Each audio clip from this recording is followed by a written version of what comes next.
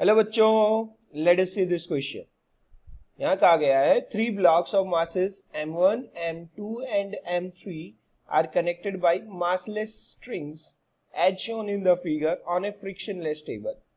They are pulled with a force of 40 Newton. The value of m1 is 10 kg, m2 is 6 kg and m3 is 4 kg. Then the tension T2 will be। तो बच्चों यहाँ क्या कहा गया है कि एक फ्रिक्शनलेस टेबल है, इस पे 3 मासेस रखे हैं m1, m2, m3। हमने m1 ब्लॉक के ऊपर 40 न्यूटन का फोर्स लगाया, 40 न्यूटन का फोर्स लगाया और ये तीनों ब्लॉक्स मूव करने लग गए। तो इस धागे में जो टेंशन T2 बनेगी ये आपको कैलकुलेट करनी है। तो बेसिक कॉन्सेप्ट बच्चों जो हम इस क्वेश्चन में यूज करेंगे, that will be motion in connected bodies.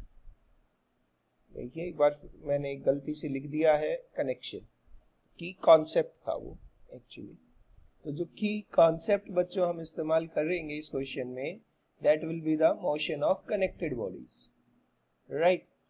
Horizontal direction में जब हम बॉडीज को आपस में कनेक्ट करते हैं तो किस प्रकार से उस पर फोर्सेस काम करती है, ये हमारा मेन कॉन्सेप्ट रहेगा, ठीक है।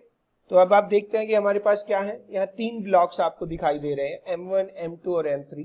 m1 ब्लॉक पे हम 40 न्यूटन की फोर्स लगा रहे हैं राइट की तरफ। m1 की value according to the question बच्चों हमारे पास है 10 kg, m2 is 6 kg and m3 is 4 kg। तो टोटल मास जो हमारे पास कनेक्टेड है that is 10 kg plus 6 kg plus 4 kg, that is equals to 20 kg।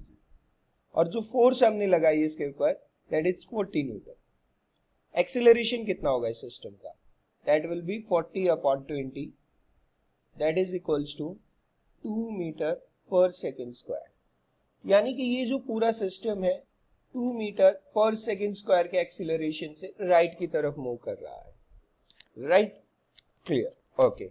अब हमें टेंशन T2 की वैल्यू निकालनी है, ठीक है। अगर हम फ्री बॉडी डायग्राम अप्लाई नहीं करना चाहते, इस क्वेश्चन को बहुत सिंपल रखना चाहते हैं, तो जरा हम देखें कि हमारी जो स्ट्रिंग है T2 वाली जो स्ट्रिंग है, इससे 2 मासेस कनेक्टेड है, एक तो M3 और एक M2।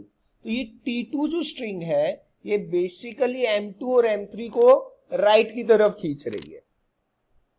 तो जो मास हमारे पास यहाँ पे कनेक्टेड है वो कौन कौन से हैं, M2 एंड M3। M2 और M3 मासेस हमारे पास कनेक्टेड है।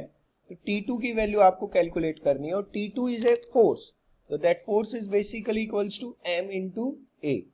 और M कौन सा, M2 प्लस M3, और एक्सीलरेशन हमने कैलकुलेट किया ही है। तो M2 प्लस M3 की वैल्यू हमारे पास है बच्चों 10 into A is 2, that is 20 Newton की फोर्स लग रही है ब्लॉक्स M2 और M3 पर, और यही सेम हमारे पास T2 की वैल्यू है। तो the value of T2 is 20 Newton. Is that fine? That's all, good luck.